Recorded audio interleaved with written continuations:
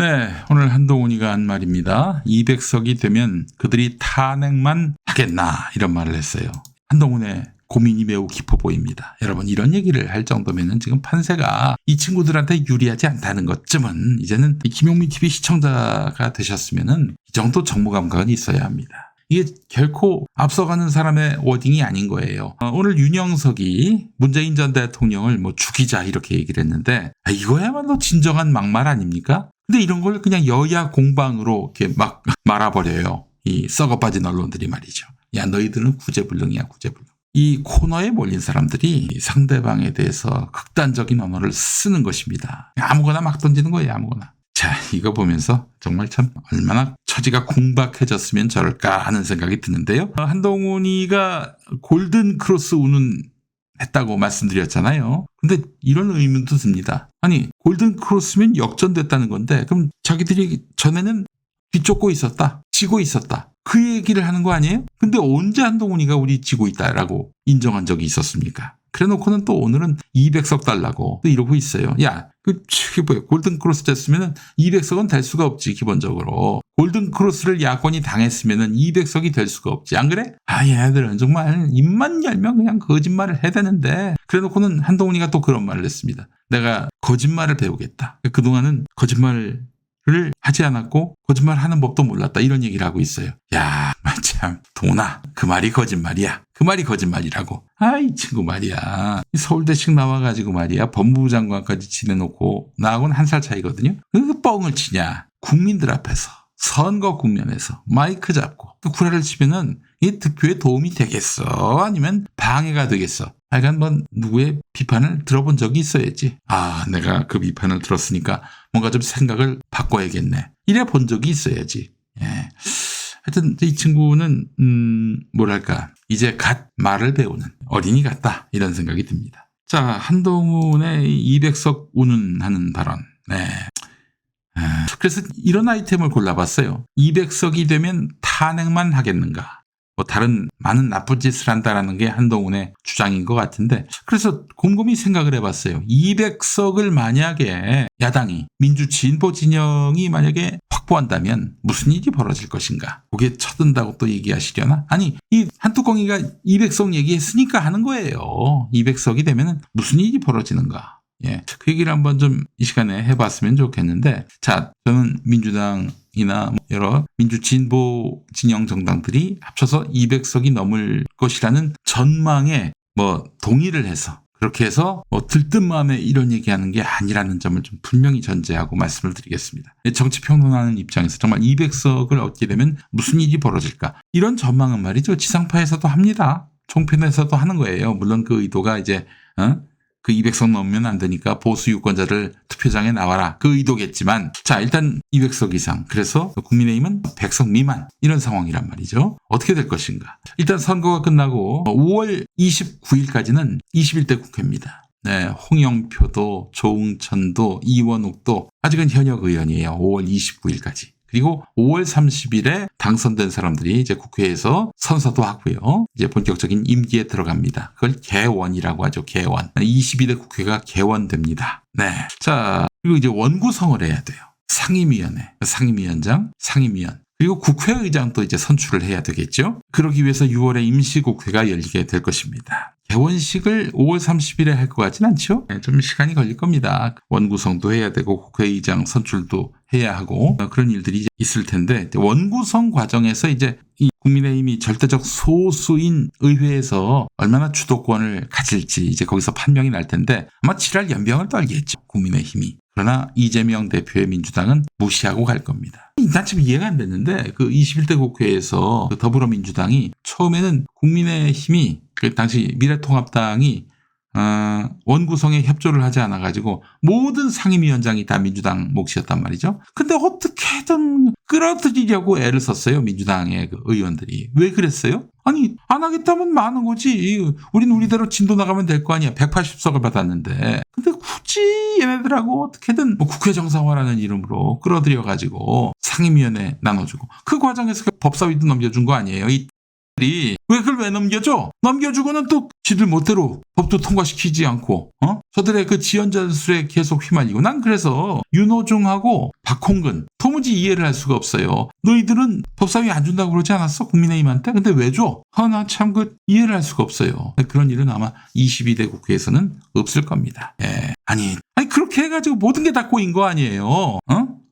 이자들에 대해서 정치적 책임을 물어야 되는 거 아닙니까? 난 참 이해를 할 수가 없습니다. 욕먹을까봐. 그래, 그렇게 해서 저 국민의힘한테 법사위원장을 주고 욕을 안 먹었다고 치자. 그렇게 해가지고 개혁 입법하지 못해가지고 결국 무능한 정당 낙인 찍혀서 대선에서 졌단 말이지. 그래도 잘한 일이야? 일단 우리 대가리 받고 시작합시다. 윤호중 씨, 박홍근 씨 대가리 받고 시작하자고. 자, 어쨌든 현재로서는 많은 분들이 국회의장 추미애 의원을 생각하고 있는데 일단 추미애 후보가 당선이 돼야 할 수 있는 얘기인데 당선됐다고 치고 국회의장이 만약 추미애 의원이 된다면은 그렇잖아요. 뭐 조정식을 시켜 정성호를 시켜 그러면 또 김진표 시즌2가 될 가능성이 높아요. 또 시즌2를 보려고 이렇게 밭갈기하고 팔을 들고 퍼포먼스하고 그런 건 아니잖아요. 그런 실망스러운 정치를 하실 이재명 대표가 아니라 여러분 이번 총선에서 압승하면요 이재명 표 정치가 드디어 시작됩니다. 경기도지사 이후에 잘 보지 못했던 이재명 표 정치가 시작돼요. 어마어마한 변화가 있을 겁니다. 있으나마나 하나만한 정치는 이제 종식되고요. 민주당이 강력한 효능감, 강력한 존재감으로 아마 국회가 중심이 돼서 국정이 운영될 것입니다. 보십시오. 거부권까지 거부할 수 있는 의석을 가진다면 또 저것도 있어요. 여러분 그 3분의 2 이상 200석 이상 의석을 가질 경우에는요. 그 의원들을 제명할 수가 있습니다. 의원들을 제명할 수가 있어요. 그러니까 그 국회 다수 의석으로 국민의힘 의원 까불면은 그냥 제명시킬 수가 있는 거예요. 제명권을 함부로 행사하면 안 되겠죠. 독재로 보일 수가 있으니까 의회 독재로 보일 수 있으니까. 그러나 정말 이 인간은 안 되겠다 싶을 때 샘플 케이스로 시범 케이스로 한 명 날려봐요. 그러면 차렷 열중샷 한다고. 까불어도 적당히 까분다고. 그런 기강이 필요해요, 사실은. 이 200석이 넘지 못하니까 그냥 뭐 네가 나를 날릴 수 있겠어? 이러면서 계속 그렇게 제멋대로 행동한단 말이죠. 자, 어쨌든 국회의장 추미애가 된다. 그러면 이분 같은 경우에는 사실 뭐 윤석열과 관련해 가지고 조금 더 봐주거나 혹은 뭐 뒤에서 거래를 하거나 그럴 뿐이 아니죠. 여러분이 생각하는 추미애 의원이 그럴 거 아니겠어요? 제가 알고 있는 추미애 의원도 그렇습니다. 자, 그러면은 곧바로 뭘 하겠습니까? 도이치모터스, 김건희 주가 조작 특검, 그리고 디올백 특검, 대장동 50억 클럽 특검, 최수근 상병 특검 이런 걸 한단 말이죠. 그러면은 그걸 통과를 시킨단 말이지. 윤석열이가 거부권을 행사할 거예요. 그럼 다시 국회로 돌아오면 또 통과시키면 됩니다. 3분의 2 이상 의석을 갖고 있으면요. 그걸 갖고 특검을 추진하면 돼요. 그 특검을 하면서 윤석열의 비리가 확인이 됐다. 법률 위반이 드러났다. 그럼 곧바로 이제 탄핵으로 가는 거죠. 명백한 법률 위반건. 이거는 아무리 헌재 소장이 윤석열이 친구라 하더라도 봐줄 수가 없는 거예요. 자, 추미애 의원은 김진표처럼 박병석처럼 대충 뭉개고 첨예하게 여야가 그 생각이 다른 것과 관련해 가지고 야 합의해와 이러지는 않을 거란 말이죠. 합의를 안 해오면은 추미애 의장이 그냥 선제적으로 돌파하듯이 통과시킬 가능성도 있어요. 자, 그리고 말이죠. 이제 8월 말에 더불어민주당 당대표 선출을 위한 전당대회가 있습니다. 저는 이재명 대표가 또 나와야 한다고 생각을 합니다. 본인이 2년 동안 각고의 노력을 기울여서 결국 이제 민주당이 대승하는 국회를 만들었다면 아직은 뭐 결과를 알 수 없으니까 미리 짐작하는 것도 좀 무리긴 하지만 어쨌든 만약에 이긴다면은 그렇다면 그 만들어 놓은 국회를 의회 구조를 또 다수당 민주당을 다른 사람한테 넘긴다? 요거 못 믿겠어요. 근데 임종석이가 당대표가 된다? 본인은 출마하지 않고 이재명 대표 본인은 출마하지 않고 그건 안 되지. 자, 그래서 이제 특검이 통과된단 말이에요. 9월부터 이제 아마 10월부터 수사가 시작되면은 그게 한 대략 100일 정도 한단 말이에요. 그러면은 연말쯤에 결과가 나오고 그 결과를 갖고 이제 기소를 하게 될 것이고요. 기소된 내용을 갖고 이제 헌법재판소에다가 이 사람은 대통령으로 쓰임새가 없다. 탄핵해야 한다 이러면서 또 탄핵을 추진하게 될 것이 불을 보듯 뻔합니다. 자, 이쯤 되면은 국민의힘이 끝까지 윤석열을 사수할까요? 여러분, 그럴 리가 없어요. 윤석열은 더 이상 이제 23대 국회의원 선거 때 공천을 줄 수가 없어요. 아마 그래서 저는 윤석열이가 안전한 하반기 국정 운영을 위해서 김건희를 그 다음 대선 주자로 세울 수 있는 것 아닌가. 반은 농담이고 반은 진담으로 그렇게 전망하기도 했습니다. 김건희는 지가 대통령이 된 줄 알잖아요. 이 권력이 끝나고 만약에 야인이 되면은 어떻게 될지 모르니까 자기가 대통령이 되려고 할지 모르겠다. 이런 생각이 점점 설득력을 얻고 있어요. 여러분 어떻게 보십니까? 자, 어쨌든 국민의힘은 윤석열 안고 못 갑니다. 그동안은 이제 검사 정권이다 보니까 캐비넷이 열릴까봐 전전긍긍했는데, 김건희에겐 더 전전긍긍했는데, 이제는 뭐 진짜 모든 정치적 정당성, 정치적 기반이 상실되는 마당이면은 그 국민의힘으로서는 도덕성이 좀 있는 사람들로부터 시작해가지고 윤석열은 안 된다. 우리가 정리해야 한다. 그래서 저는 200석이 안 되더라도 시간이 지나면은 국민의힘도 윤석열 탄핵에 동참할 가능성이 높다 이렇게 봅니다. 사실 여러분 2016년에 있었던 20대 총선 보세요. 그때 더불어민주당이 123석이고 그 당시에 새누리당이 122석이었어요. 한 석 차이였어, 한 석 차이. 123석 갖고 어떻게 할 수 있는 게 있겠어요. 근데 새누리당 다수 의원들이 동참해가지고 결국에는 박근혜를 탄핵시켰잖아요. 그렇습니다. 국민들이 뜨거워지면은 정치권이 그걸 마냥 무시하고 갈 수가 없었어요. 마냥 무시하고 갈 수가 없습니다. 자, 2년여 국민의힘은 정말 할 말도 못하고 계속 용화대에 끌려오다가 정말 쓰레기가 됐습니다. 끌려다니다 보면은 그 옷에 그 흙이 묻고 오물이 묻고 쓰레기가 되는 거지. 쓰레기가 됐어요. 자, 우리 국민의힘에게 미리 좀 조언을 합니다. 윤석열이나 한동훈이나 이제 몰락의 길만 남아있다고 보는데 그 이전에 국민의힘 새로운 활로를 모색하기 이전에 제가 한 가지 정말 국민의힘이 회복되고 건강한 보수정당으로서 자리매김하기 위해서 제가 한 가지 조언을 하고 싶습니다. 이건 정말 피가 되고 살이 되는 조언이 될 겁니다. 이재명을 무시하지 말라 이런 얘기예요. 지금 다들 무시하고 있잖아요. 검정고시 출신에다가 화전민 아들인데다가 서울대도 아니고 중앙대 나오고 사실은 서울대 들어갈 실력으로 중앙대 간 거예요. 거기는 아예 그냥 학비가 무료인데다가 그리고 생활비까지 줬으니까. 그래서 중앙대 간 거지 그 실력이 모자라가지고 서울대 간 것도 아니고 또 얼마나 집요하게 공부했으면은 대학 다닐 때 사법고시에 합격했겠어요. 정말 명민하고 똑똑하고 그리고 담대함이 있습니다. 담대함이 있어요. 자, 어떤 분이 쓴 글인데 제가 한번 읽어볼게요. 나는 이직이었는데 솔직히 이재명한테 졌다. 이런 제목의 글이에요. 제가 읽어보겠습니다. 이런 사람한테는 이길 생각을 하지 말아야 한다. 이런 사람은 바로 이재명이죠. 목에 칼 맞고 살아남았고 영상 보니 밤 11시에도 짬내서 자기 지역구를 돈다고 한다. 미친놈 아니고서는 이렇게 할 수가 없다. 이런 사람 인정한다. 보수 그 누구도 이재명을 상대할 만한 인물이 없다. 이런 자를 지금까지 본 적이 없다. 이길 방법을 찾지 마라. 방법이 없다. 포기하고 인정하는 것이 빠르다. 오늘부터 이재명에 대해서 누군지 알아보려고 한다. 이 사람이 이렇게 인기 많은 건 분명히 이유가 있다. 본 투표 때까지 알아보고 투표할 것이다. 이런 글을 남겼습니다. 이재명을 기본적으로 파트너로 인정하고 또 대통령이 될 수도 있는 사람이다라고 인정할 때 그제서야 국민의힘이 국민에게 마음을 얻을 수 있는 길을 찾을 수가 있습니다. 눈에 뭐가 씌어서 이재명 범죄자 이런 식으로 나오니 맨날 이들은 지는 겁니다. 그게.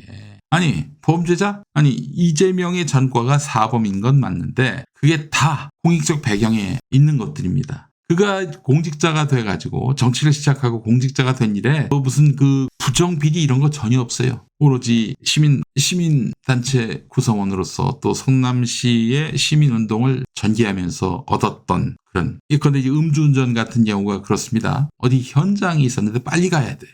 그래서 그냥 술을 마시고 있던 중에 출동을 했는데 그러다가 음주운전으로 걸린 거죠. 음주운전은 바람직하지 않고 해서는 안 될 일임에 분명하지만 그래서 또 이재명 후보도 사과를 했습니다만은 공익적 동기예요. 공익적 동기라고. 그 와중에 음주운전한 것이기 때문에 이게 진짜 무슨 범죄자다라고 찍을 만한 공직자로서 해서는 안 될 탈법, 비도덕, 부도덕 이것과는 거리가 멀죠. 자, 하여간 지금 이재명 대표를 너무 우습게 알고 있는데 상대를 우습게 알다가 낭패를 보는 그것은 하수들이나 하는 짓이죠. 예. 자, 그러면 이번에는 200석 이후에 민주당의 미래도 한번 얘기해 보도록 하겠습니다.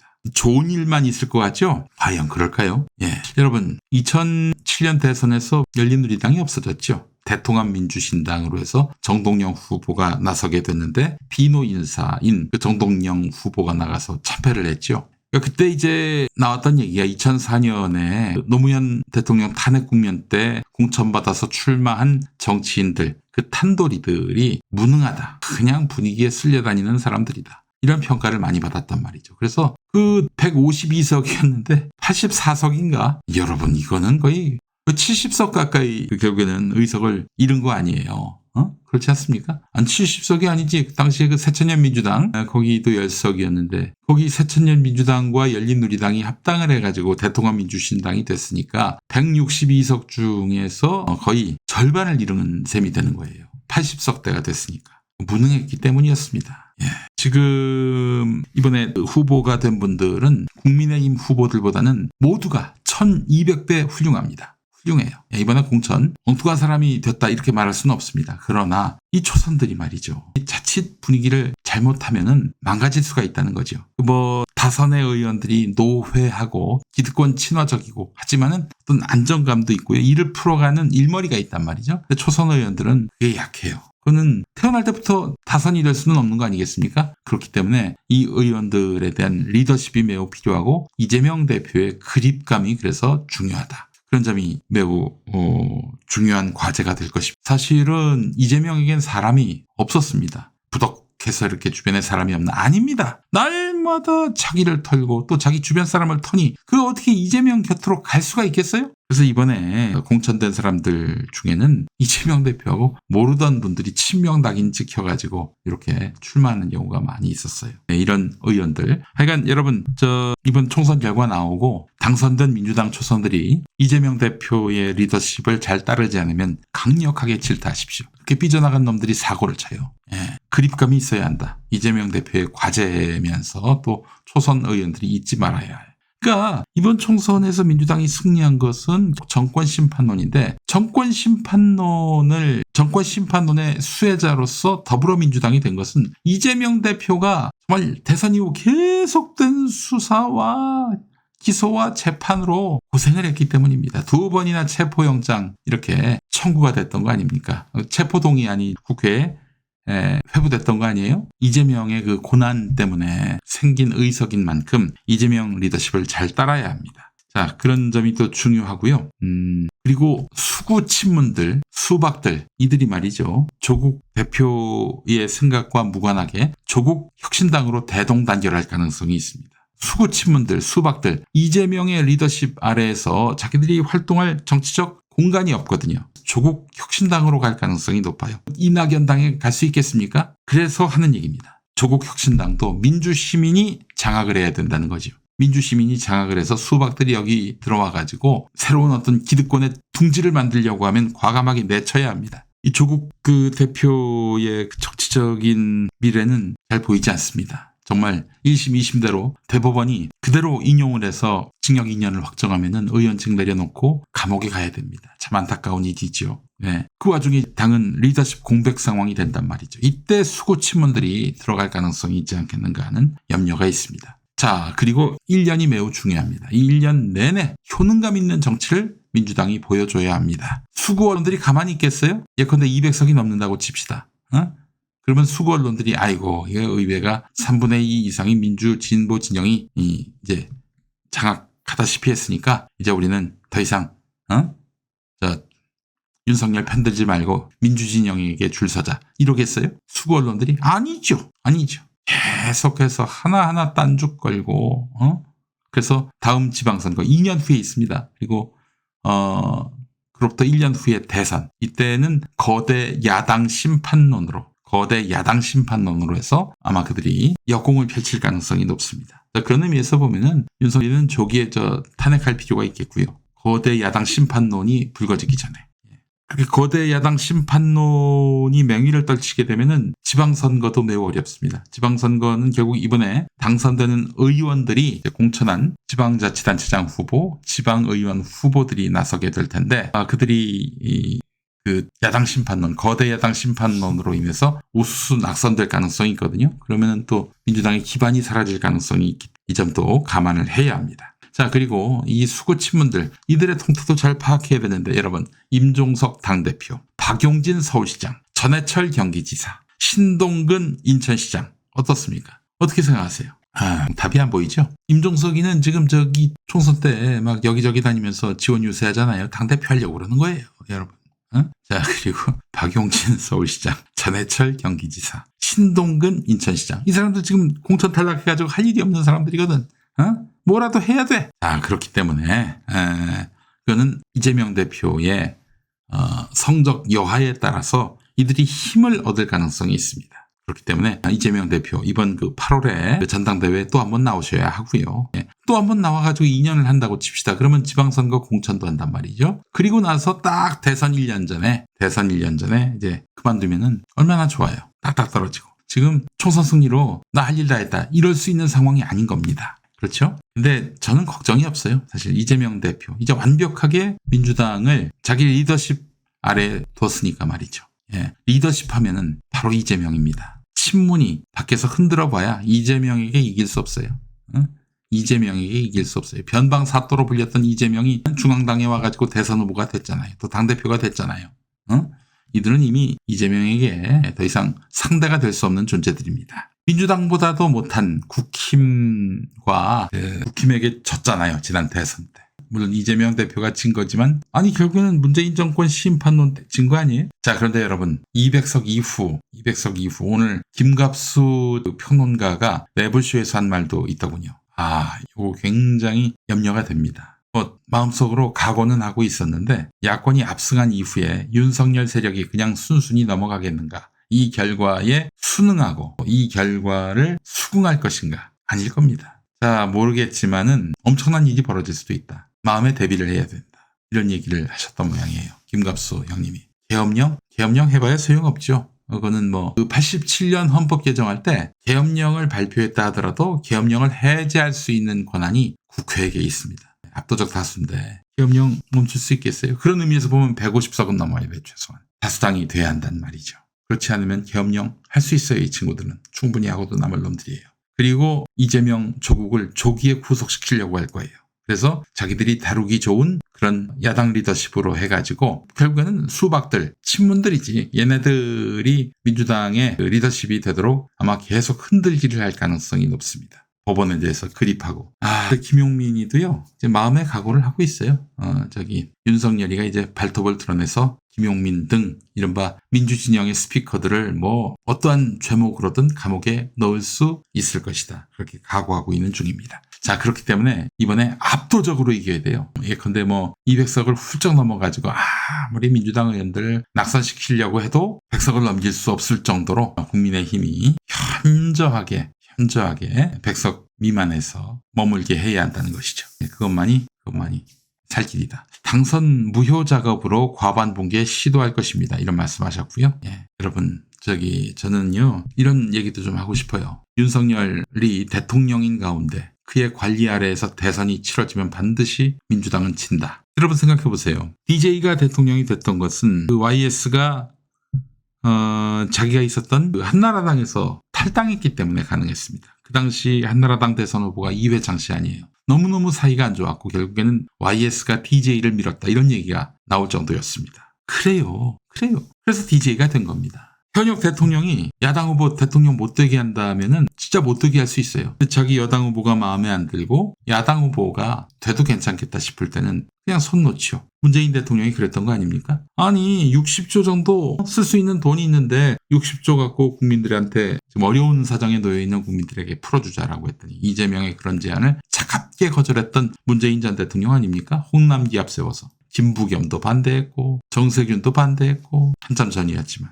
문재인 전 대통령으로서는 윤석열이가 대통령 돼도 큰 문제가 없었던 그렇게 심각하게 이렇게 거부감을 갖는 그런 관계는 아니었던 걸로 제가 알고 있습니다. 그러니까 이재명이 졌지. 박근혜가 탄핵당했고요. 대통령직을 잃었기 때문에 그 이후에 벌어진 대선이어서 문재인 후보가 됐습니다. 여러분 현역 대통령이 정말 수단 방법 가리지 않고 야당 후보를 낙선시키려고 하면 낙선시킬 수 있어요. 뒤집어 얘기하면은 현역 대통령이 지지하는 후보가 다음 대통령이 될 확률이 매우 높다. 그런 점에서 보면은 다음 대선 때는 윤석열이가 선거관리 업무를 담당하는 행정부의 수장이어서는 안 된다. 어떻게든 끌어내린 다음에 그런 다음에 여당이 없는 가운데서 대선을 치러야 한다라는 것이죠. 그런 의미에서 저는 어떻게든 200석이 넘는 절대 다수당이 돼서 윤석열을 탄핵시키는 그 일까지 정말 몽골기병같이 달려가야 한다. 그렇지 않으면은 여러 가지로 위태롭다 이 말씀을 좀 드리고 싶습니다. 조기종식이 필요하다 이 말씀을 드립니다.